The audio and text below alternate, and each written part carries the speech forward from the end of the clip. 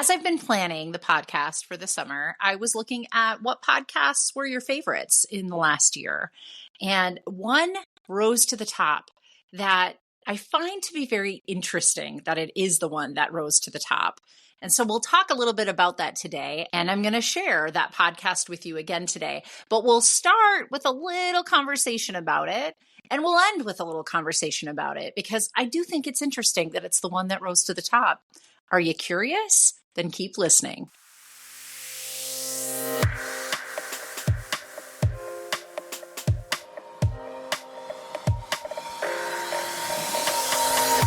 Welcome. This is Midlife Crisis to a Centered Life Thriving, a podcast that teaches women in midlife to unapologetically stop silencing their dreams and start designing the lives they want to live in. I'm your host, Dr. Natalie, and as a clinical psychologist of the last 2 decades and a twice-divorced single mother myself, I not only know how hard it can feel heading into midlife, I am living it right here with you. I have taken all the many failed attempts and lessons learned in my own life and combine it with my extensive clinical experience to give you the tools you need to make midlife the best time in your life. No joke. So let's get started.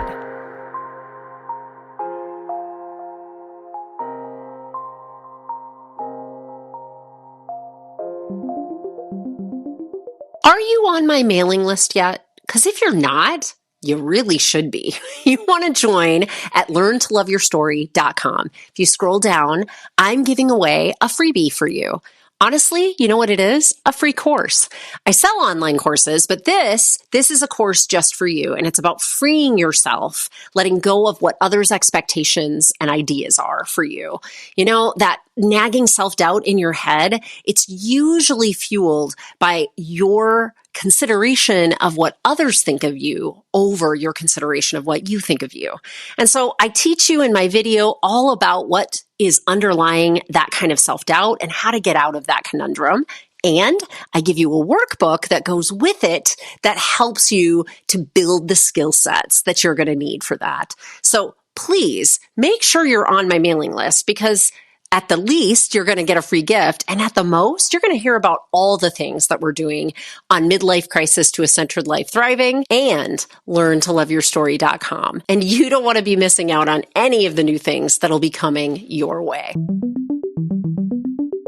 Welcome back, everybody. So this summer, I'm going to do a few of these at least, where I'm going to look back on what were your favorite podcasts over this last season 2.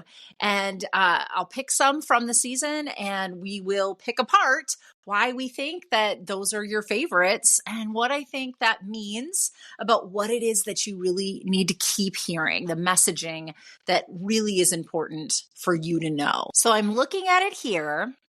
And the most listened to podcast on Midlife Crisis to a Centered Life Thriving is, drum roll please, you need to hear this message if you're feeling overwhelmed. So part of it, I think, is the title, but part of it, I think, is what was in that podcast. So let me help you remember what that podcast was, because it was earlier last fall, like at the very beginning of season 2. I talked the week before about this concept of self-love, of putting yourself first, of taking care of yourself because you're the vessel that goes out into the world and does all the things. This is a message that's not, uncommon on this podcast. I talk about this a lot. I talk about it with my guests for you to hear from their level of expertise how that works. I mean, just recently we had Dr. Alice Buren on, and she was talking about it from the perspective of being self-aware, having self-awareness and honoring your own intuition about your body to be your health hero, right? So we're going to talk today a little bit about why I think this concept is one that we all need to know in order to not feel overwhelmed, and yet we all are still kind of struggling with. And I have had this topic many times. So I don't think that there was anything magical about the topic that made this be the most downloaded podcast of midlife crisis to a centered life thriving. What I think actually was happening is what I shared on that podcast was a letter I wrote to myself at one of my most desperate moments in time. It was probably the most low I had ever been. And I was in a self-critical thinking spiral in the middle of the night, right? Because it's always the witching hour around parenting and all of the regrets that I had over things I had done with my son. And how, after my second divorce, he decided to go and live with his father. His father and I actually, that was my first divorce, and he had lived with me all of his life, all of his little life. But for high school, he wanted to move in with his dad. And it was when I was breaking up with my second husband, and it made sense, and it was a good move for him. And of course, all of my inner demons were going to show up about that, right? And so I wrote this letter to myself and I shared it with you on that podcast. I'm going to share it again today. So you are going to get to listen to this over again, hearing the podcast actually as a whole, because I think it's important to hear the messaging front to back. And then when we're done, we'll talk a little bit about what you hear with that. But without further ado, let's listen to this letter that I wrote to myself. Let's listen to that original podcast and what that messaging was, because it seems to be that most of you need to know this information so that you aren't feeling overwhelmed. Yes. Welcome back, everybody. I'm in a little different place today. I'm actually doing a therapy day. I do a private practice, and this is, if you sit across the couch from me virtually, pretty much what you would see on one of my virtual counseling days. But I had just an epiphany. I was looking through some of the comments from my self-love podcast that was last week, and something hit me. Something hit me pretty hard. I was thinking to myself that if me today was saying things like this on a podcast, I would feel pretty overwhelmed if I was me in 2018. Now, me in 2018, in September of 2018, was just moving into the place where I live right now, just starting over for the very first time.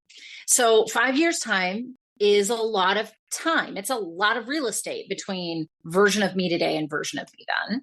And here, listen, this version of me here, this fierce and femme version of me, or femme and fierce version of me, she was not here.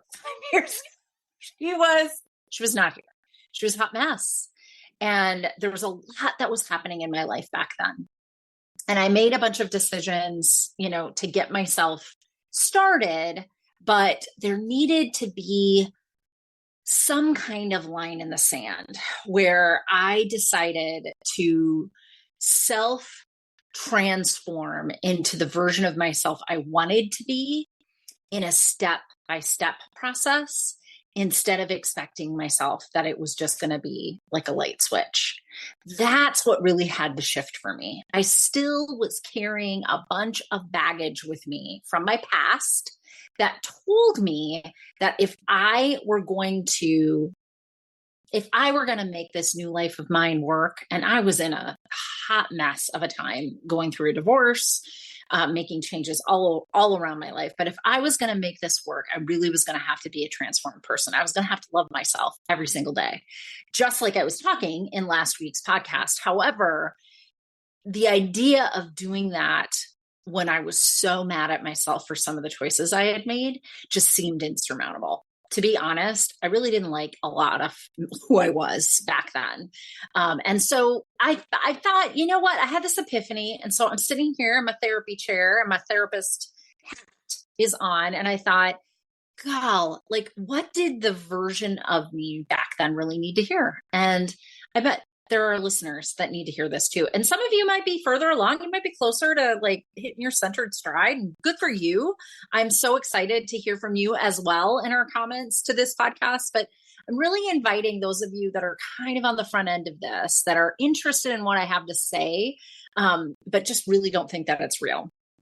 And so let me set the stage for what I'm going to read to you. But what I'm going to read to you is is a love letter that I wrote myself. And it's something that I would advise that you do for yourself too.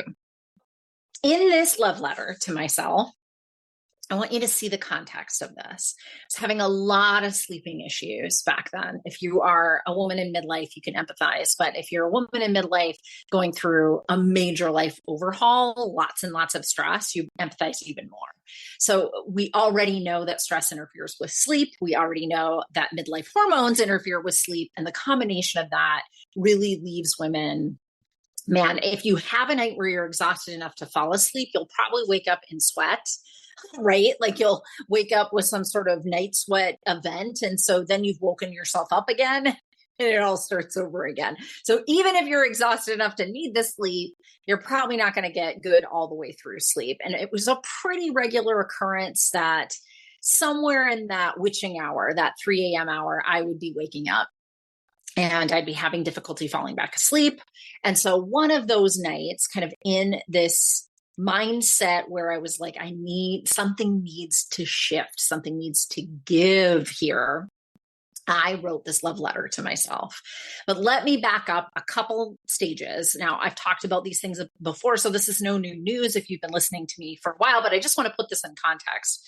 Literally in September of 2018, I had just moved into the place that I'm living in. I think it was actually like late August when I moved into this place. So it's been 5 years.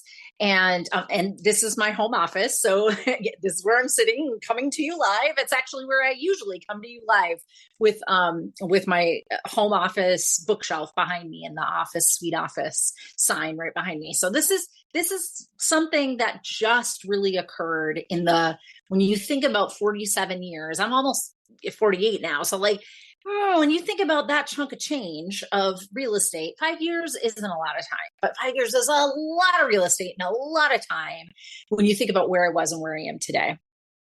And I've, gone through hellacious things before, but I think, to tell you that I went through a divorce isn't being completely detailed enough about how devastating this time was for me. So what had really occurred was that I had been through a divorce before, right? It was in my late 20s. I had an infant.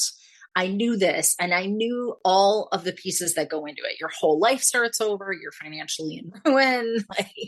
There's a lot of stuff that goes into divorces, not to mention the fact that I didn't want my first divorce. I was really not the one that was the impetus of that, but I did finally say, listen, we got to call a thing a thing. This isn't working for either of us. And so then I mutually got on board with what we were doing. And so there was all that devastation, right? So this is nothing new to me, right? It was nothing new to me as far as, how devastating this time can be. But I think that I went in with a bit of hubris. In my second time through an experience like that, I was thinking to myself, well, this life that I built myself, though, I built before I got remarried.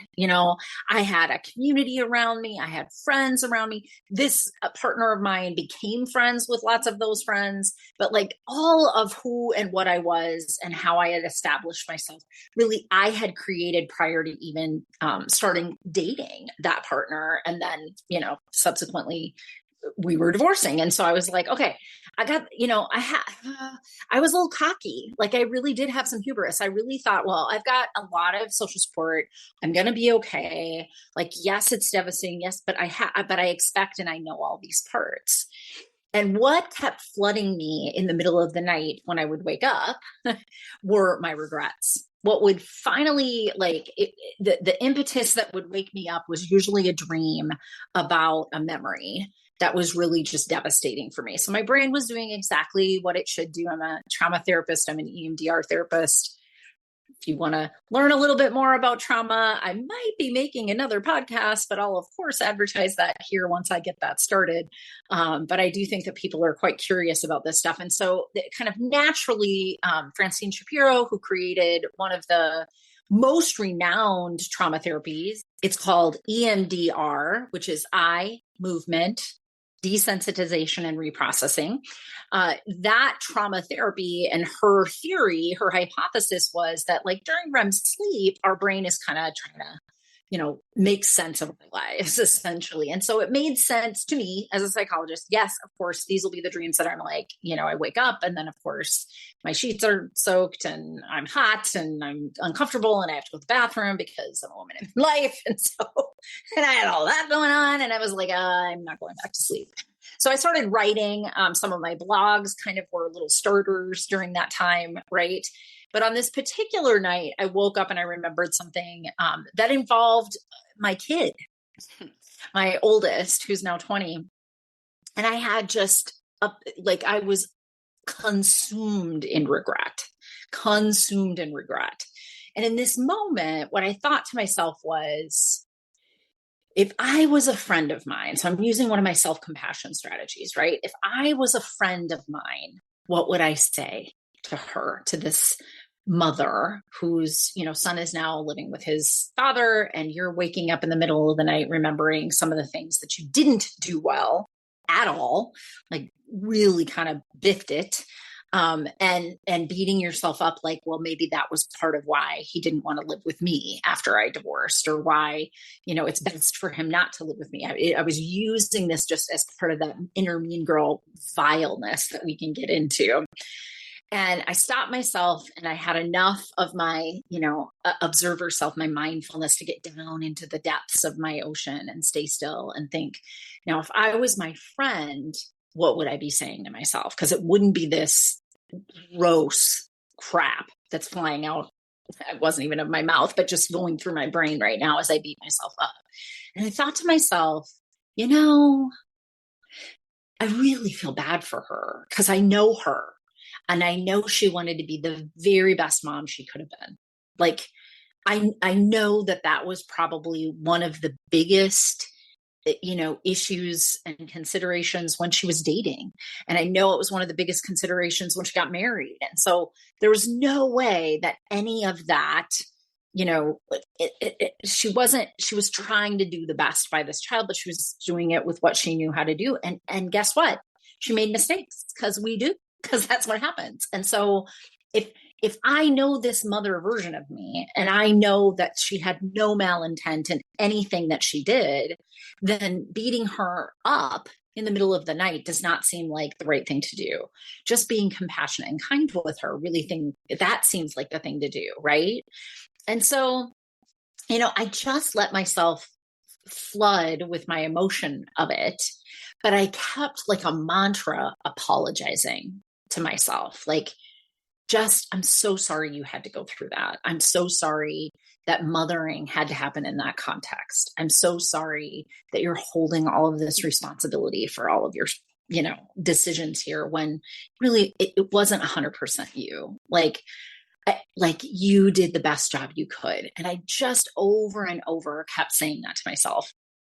And after that cathartic experience, I really was like, oh, so that's how self-love works.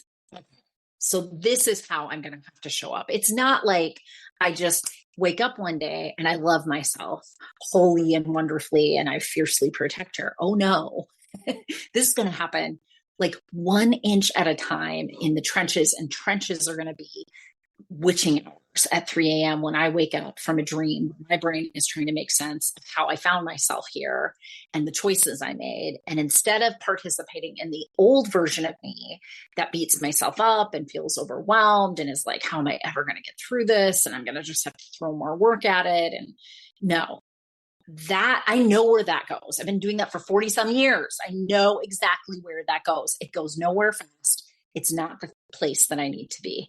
Where I need to be is a really good friend to myself, really kind to myself. And that is where this letter came from. Again, it's written at 3 a.m, 5 years ago in one of my worst moments. But I figured, we all deserve to hear this. So here is how this letter goes. And I wrote it with the thought that I was going to read it again to myself in a year. And I've done that, not every year for the last 5 years, but about 3 of them. And then I've written back to myself. I'm not going through the whole thing, but that's a fun little journal exercise that you and your therapist might come up with for yourself, and has worked for me. All right. So here's how it goes. Natalie, 1 year from now. All right. Here marks a new journey. I am writing this letter to start us on the right path.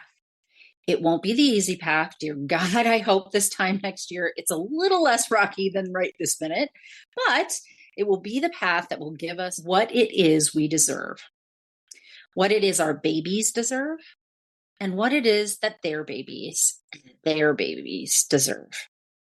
I am going to work to fix the wrongs done to those that went before us, and in their bravery gave you and I the skills and afforded us the opportunity to say, this ends now. This is going to be raw work.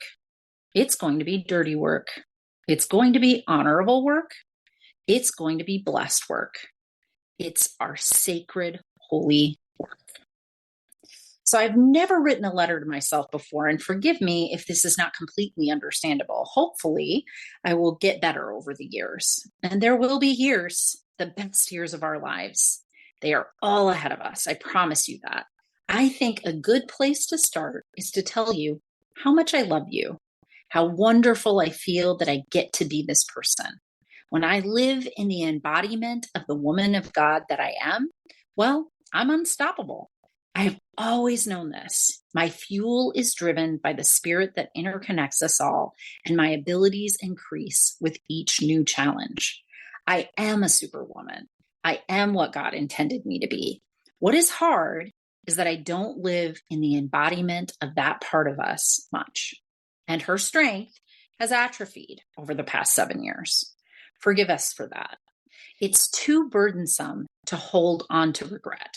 And all of life is our teacher, even the difficult times. Sometimes those are the best teachers.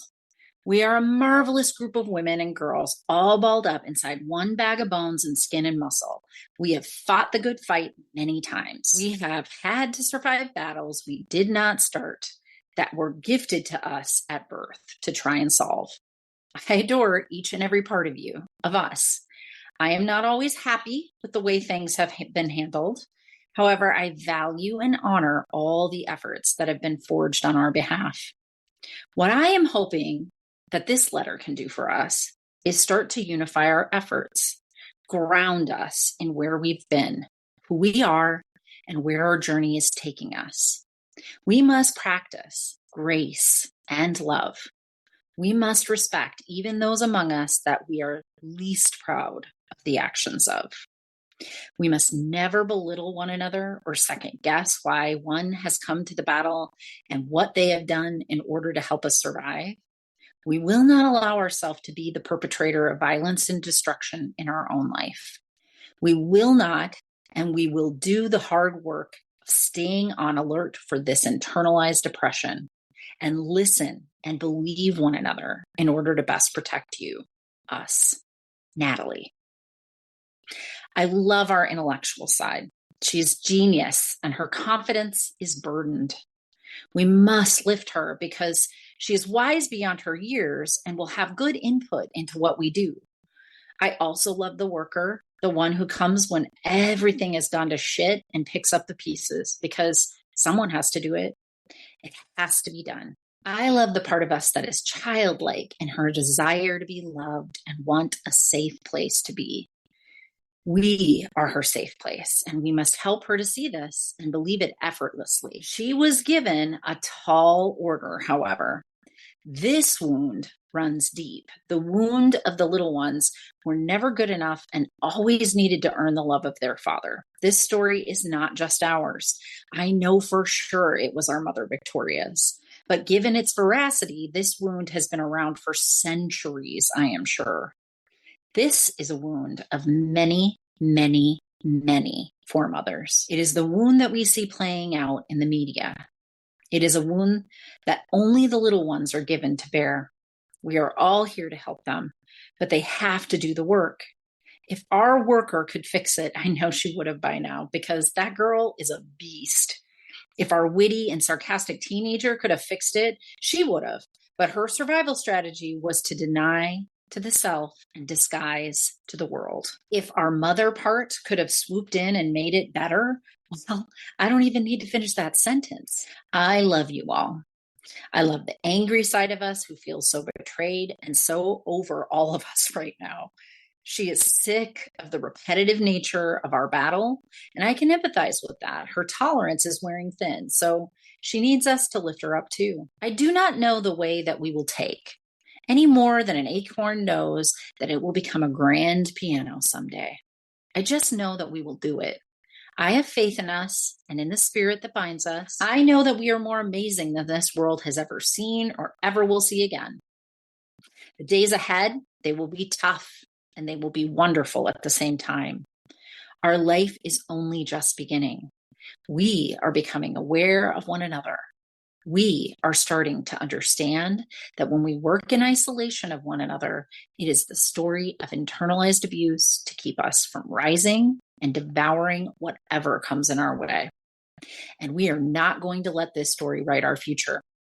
We are the author, narrator, characters, and creator. We are the ones who will carry ourselves through whatever this world gives us, powered by the spirit that connects us all, who have come before us and all who have yet to be. Unstoppable Natalie. That's what we are. Unstoppable. I am sorry for our pain. I also know our pain is a great teacher to us, and I thank it for its service in our life. We do not have to bring our pain with us everywhere, though. We do not have to be branded or marked by that pain. We only have our pain because we also have our capacity to love, which is the spirit working within and outside us. We will be okay. I know that. I just do. We will enjoy life again and with more frequency than we've felt burdened by it. I know that too. You are loved, my dear, absolutely unconditionally loved, and you aren't even here yet. You are still a year away, and we are so excited to have you join us. We love family gatherings. We love celebration with one another. So welcome, Natalie. Welcome to this wild ride of Natalie's life. Welcome to the battleground of past wounds that we will not pass on to our children. Welcome to the adventures we will be having and the many accomplishments we will be sharing together. Welcome. Welcome. So, I know not everybody wakes up at 3 a.m. and writes something like that. I've been a trauma therapist for years. Those of you who listen to me and know anything about what I do in my practice know that a lot of how I talk to myself and broke myself out into parts has to do with the kind of therapy that I'm trained to do. Not untrue. And I used all of the skills, all the resources that I could come up with at that time. But what I want you to know is that the version of me that wrote that, she was broken. She was rough. She'd been through it. And this was her attempt at connecting to a future version of me to help her see the bigger picture when she couldn't see it in the moment that she was in, right? That's that power of being in your observer self, of seeing all aspects of yourself, all versions of you, all places you've been and will be as all part of this human that you've been assigned, the soul that you've been assigned. There's some God talk in there. I'm a very faith-based person. So all of me went into this letter to myself. But the whole point of it was to remind me that it's baby steps. It's one in the simple things, right? We will right ourselves. We definitely will. We will get to places in our life where we enjoy more of the days than we don't. But if we're in the mess right now, and I think some of us really are, it's okay. That part of us too is part of this whole narration. That part of us too is part of this whole story. And if she needs some help and she needs some guidance, it may not be coming from where she's been. It may be coming from a version of her that she's creating, that she's stepping into. And a gesture like this, an activity like this, like writing a letter to yourself, is a really powerful way of borrowing from that version of you and getting strength and wisdom from her, right? But it also allows us to weave and integrate that into parts of ourselves that we're not so happy with. The part of myself, for instance, that I woke up in the middle of the night, that particular night, just bawling about, right? I mean, one of the most enjoyable aspects of my life was being a mom. And I was in that moment ready to excise that part of my life out, which probably wasn't going to work out well because I had a little toddler sleeping in the next room. Right. So I can't tell the mother part of me, I'm done with you when I'm still momming. Like, that's not okay. So I needed to be sure. I needed to figure out a way to tie myself to the future version of me. So I know that when you listen to my podcast, you want better for you. I get it. And I know, especially with some of the titles that I flash across the screen, you're like, yes, mindfulness is going to fix this. Self-love is going to fix this. We're going to be able to power through. That the idea is maybe it'll happen overnight. Now, there are ways to accelerate it. Go back a few podcasts. I talked about using auto hypnosis as something that's of advantage. Mindfulness, though, long game, but please start wherever you're at. Like, these tools are helpful. Some can accelerate it, but mostly you just stay mindful and go into those still waters. And those still waters might connect you to versions of you that you need in really difficult moments, like 3 a.m. if you wake up and you're stressed and you're a woman in midlife and can't fall back asleep and your mind starts going. And of course, it's the inner mean girl you that comes out, right? I want you to know you're not alone, that this is not something that's an overnight success, but a centered life means that you're doing lots of little things and creating habits little by little by little that accumulate into a new version of yourself that, man, you wouldn't want to be anybody else, any place else. And that even when the hardest of life's challenges come your way, it's a hard wave, right? It might knock you back, but it doesn't knock you out.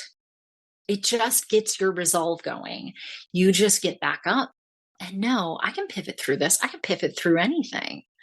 Now, the version of me 5 years ago did not believe that. At a cellular level, she knew she was supposed to, right? She was listening to the right podcast too. She was reading the right books. She just knew that life sucked. That's all, like her whole embodiment was life sucked. At a cellular level, that's what she felt. And if you're there, that's okay. That's just where you're at. What I want you to do is start wherever you're at to tie yourself to the version of you who knows differently. And that might be a future version of yourself that you're creating. That's what it was for me. That's what that letter was about. That I loved all of me, didn't like all the decisions I had made, but I wasn't gonna be a participant in the kind of abusive, socially normed conditioning that I had grew up in, that media does, that I wasn't going to be, I wasn't going to perpetrate that violence on myself anymore. Nope. I was just going to show up and love any part of me. Even if I didn't like what I had done, I wasn't going to not love who I am at a core. So that's how you put it into action. And if the version of you today at a cellular level can't embody the belief that you're going to be able to transcend this, that's okay. Then use things like a letter to yourself, talking to your future self in your mind. Use that mindfulness practice of even just tying yourself to a future version. Could the future version of me just give me a little nugget of wisdom today? Right? There's guided meditations with that kind of guidance for you to use. If you can do that, that version of you will give you what you need in small, little increments. So that 5 years from now, you do really have a different perspective. Honestly, a year from then, I did write myself a letter back and I was still in it. But I was doing much better. And 5 years now, it seems like a lifetime ago that I was in that desperate space. But I'll be there again. That's just humanity for us. And the version of me today, she's transformed how she manages through those kinds of things. So I'm kind of like excited. Seems like the wrong word to say, but listen, bring it. That's how I feel about it now. Bring it, life. I'll take it. I'll do what I can do with it. But I know that the version of me today is so much more able to take on those challenges now because of what I said to myself 5 years ago in the middle of the night. It made a huge difference for me.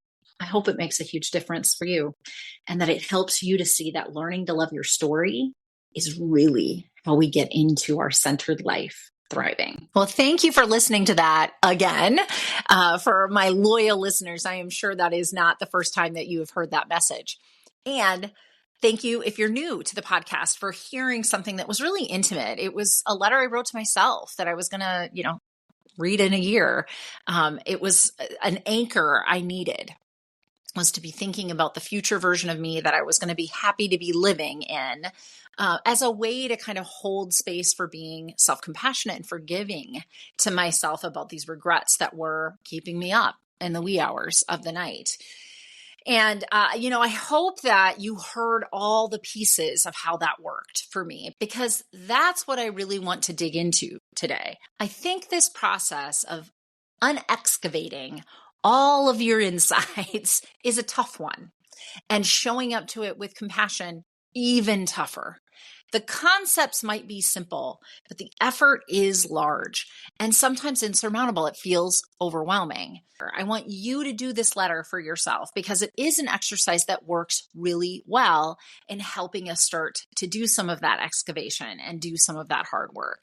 And more so, what I want to talk about is how I did that process. Like, why was it that I was able to wake up at 3 a.m. and do that? Let's be honest. I had done a ton of work up until that point, and I was still steeped in it, right? And that's the wonder of the work that I teach here at Learn to Love Your Story and on Midlife Crisis to a Centered Life Thriving. There is something magical about, getting these skills into your new habits. It's the new habit of being you. And when it is a new habit of being you, you are able to come out of an episode like that, right? We all have these moments. It just happens. And what do you do with it, right? Well, here is what I have done with it in my own personal life and what I teach you to do with it at learntoloveyourstory.com. Remember, I sell online courses and I do big group coaching packages, and I will walk you through this personally if ever you are ready for that level of intense guidance in this process. But you also can just go peruse in my blogs and other videos, other podcasts, and you'll hear me say these concepts over and over. So it all starts with self-awareness. If we don't know what's happening, we can't do anything differently. We will just get into the habit of ourselves, right? So we have to be fully aware of what we are getting ourselves into. How do we wake up at 3 a.m. so upset with ourselves, so berating of ourselves, and not be able to get back to sleep? It isn't just the surface level of that whole experience. It's a bigger picture than that. And we need to be practicing mindfulness in order to have that space in our brain called the medial prefrontal cortex connecting to our limbic system to calm it down and figure out what's the bigger, wider picture. In layman's terms, what that part of the brain allows us to do is like stop in a moment of real despair like that and just distance ourselves enough from it, kind of push away and see the back of our hands. That's it. Just get a little broader picture of what is happening here. And if you heard in my letter, I was able to do that. And I was able to kind of separate the version of me crying at 3 a.m, looking at the back of my hand, which was this version of me that regretted all of her decisions as a mother. I mean, she wishes that it wasn't turning out the way that it was, right? And she was blaming herself for many things that I'm not even sure she needed to be blaming herself for. But if I was in my 3 a.m. self looking at her, I could hold compassion towards her. If I was feeling all of what she was thinking and feeling, I was absorbed in this idea that I needed to be regretting every decision I had ever made as a parent. Well, that wasn't going to help me, right? Self-awareness. That is the key. And there's all sorts of skills to build that up in your life, but it absolutely is where this begins. And then of course it's coupled with what I call compassionate self-awareness. So my second, set of online courses and the other concept that you hear me and just heard me talk about is self-compassion. If you're going to look at this stuff, if you're going to look at a part of you that's regretting big, significant parts of her life, You better be kind. You better show up in a way that wants to hold her and help her. You're not going to talk her out of her belief. You're not going to not think that it's a regret. You're going to just be kind at the same time. It's that paradox, right? It's holding two seemingly opposite things, that I could both love myself in that moment and I could regret. I can see it. I can hold space for both. And is the operative word there. And should be your mantra when you want to be self-compassionate. No more buts. No more, that can't be true because of this. Just and. This is true, that I regret it and I'm feeling awful about it and I'm questioning things. And I can understand why I would feel that way. And from my vantage point, years later, I have more hindsight and I understand this a little bit better than I ever did before, right? So I want you to use and that conjunction anytime you're saying but, anytime you're saying yet, anytime you're trying to kind of negate the first part of your sentence, use and that will help breed self-compassion. So awareness and compassion, or what I like to call compassionate self-awareness, are the first two steps. Then we get into bucking this system. And I just did a podcast not long ago about this. So please go back. I'll make sure there's a link in the notes today, but please go back and listen to that and listen to what bucking the system is all about. It's really about unearthing, things that are not of us, right? It's not my regret of me. It's that somebody gave me a definition that I'm living my life by that doesn't serve me. It's making me feel regretful. It's making me think at 3 a.m. that I must have been an awful mom if my kid wants to go live with his dad. Well, who socially conditioned me to believe that? Who taught me that that was a truth? What if it's not a truth? And it's certainly, if it is a truth, is not serving me. Is there another truth here? Because many times there are multiple truths. There are multiple ways to look at things, right? We're more of a globe. And, if you turn us, there's different angles and ways to be taking this perspective instead of just this one narrow way that you're looking at it that's fueling this regret in that moment. So bucking that system, kind of taking, your power back and in an empowered way, making decisions. This doesn't serve me to interpret it that way.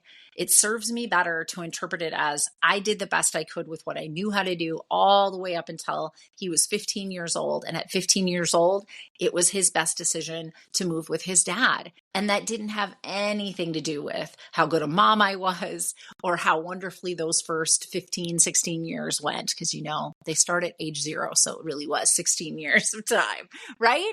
So I have to buck that system in order to have more kindness and understanding towards that earlier version of myself. So self-awareness with self-compassion, compassionate self-awareness, and then you're going to start making empowered decisions and bucking that system. The next step is sometimes something that's a little bit trickier, and it isn't necessarily anything that I read about in that letter with myself, although the act of writing that letter was a version of what I'm going to talk about next. Self-care. Self-care, remember, the definition of this is the things that we do to restore ourselves, to rest ourselves, to set boundaries, so that we want to be in our lives as they are, not as they're going to be. We're not in pursuit of happiness. We're not in longing towards a different version of ourselves. Self-care is what props you up to be in your best mind every day, no matter what that day looks like. You need to be in your life, my friends. Self-care is not escape. And that is what pop culture has taught us. It has taught us that versions of self-care are to escape from the life that you're in. Something's wrong, something's stressful, you need to take a vacation. You need to go get your nails done. You need to take a walk, right? Now, what I'm going to say here is a little provocative, but it is true. Literally anything can be self-care, but the very same thing could be an act of self-betrayal, right? Ooh, this one's tough, right? So versions of self-care are, for me, doing things like I might need to take my body for a walk. I might need to reset the neurochemicals in my body if I'm having a rough time shifting out of an anxious mind, a worried mind, a self-critical mind. But if I'm taking that walk so that I can ignore something that I need to be in my life, that might be an act of self-betrayal. There's a fine line there, right? And you're getting to know yourself with that compassionate self-awareness and bucking the systems that aren't working for you. But the self-care I'm talking about is really about reinvesting in being inside your life, doing the things you need to shore yourself up with boundaries and replenish yourself with all sorts of different kinds of things that re-energize you so that you have the energy to be in the life that you're in. And that's stress and all, right? Some of us cannot rewrite the narrative of what is happening around us, but we are not a victim of circumstance, right? Just because the stress is there doesn't mean we have to be overwhelmed by that stress. If we're caring for ourselves, we will have the reserves that we need to navigate that and to mitigate it so that it isn't so intense all the time. This is really when you start to overcome the overwhelm, is when you can get self-care under control. But without compassionate self-awareness about what you really need and what you're really doing, are you betraying yourself or are you caring for yourself in this moment? Without that compassionate self-awareness and without bucking some systems that just aren't working for you anymore, getting to that level of really clean self-care is hard to do, almost impossible, in fact. And that is why I teach the other courses first before I introduce you to my radical idea of self-care. So now you've got all that under your belt. What's the last element of this? It's recycling it over and over and over. I teach 2 skills in the New You, which is the final course in my 5-course series and the final 4 weeks of my 20-week group coaching program. And really what we're talking about in that is growth mindset and emotional agility. It's being able to kind of go with the flow, take what stress comes in your life, be self-aware, compassionately, buck systems where they're needed, do better self-care, and keep moving forward. And if you're recycling these skill sets over and over, you're growing over time. You've never arrived, right? You're not perfect because perfectionism isn't a thing, but you're always striving for excellence. You're the best version of you today, based on what you know right now.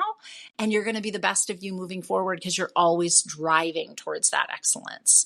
And your emotional agility allows you to grieve when you're losing things, when things are changing. It allows you to, feel your emotions and let them guide you and teach you about what's happening in any given moment in your life and take that on. And to have a really good vocabulary about what those emotions are, because it isn't just I'm mad, I'm sad, I'm glad. No, there's a whole plethora of emotions. There's a whole bunch of them. And the better you get at being agile and moving through them and understanding that no emotion stays, that everything cycles through and cycles out, then the more you are on that growth journey of being the best version of you and having the best life that you absolutely can. So that's my synopsis of why I think that particular podcast got such a high rating from you. I think part of it is you like to hear my story, and I'm happy to share it because I want somebody else to hear my story is your story. And I know you're out there, and I know you're second guessing yourself. And I want you to hear that even a psychologist of 20 years can definitely have those moments and need to use the very same stuff she teaches you. And I hope that letter to yourself in 1 year helps you get into that centered life, thriving.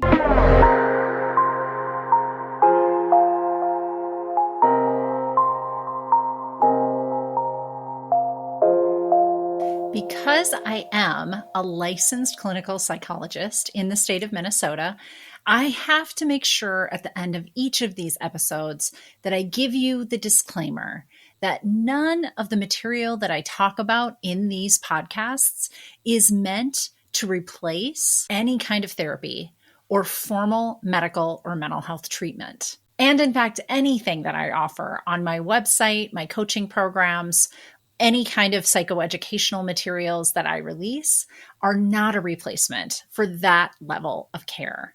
So just take that into account when you listen. This is information for you, and hopefully you find it of value, both as an educational tool and for your entertainment. And I also want to mention that if anyone you know is in a mental health crisis, needs additional help, I always include these 2 crisis resources. They're available to anybody.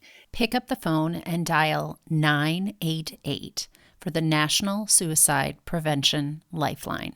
And you can always visit their website at suicidepreventionlifeline.org. Additionally, there's actually a crisis text line. So if you're not somebody that likes to pick up the phone, text HOME, home, to 741-741. to the crisis text line. And you can find them online at crisistextline.org. Thank you for listening to my podcast, and I hope that you like and follow me wherever you get your podcasts, and maybe consider leaving me a review. It always helps me to keep this podcast relevant when I know what you want to hear about.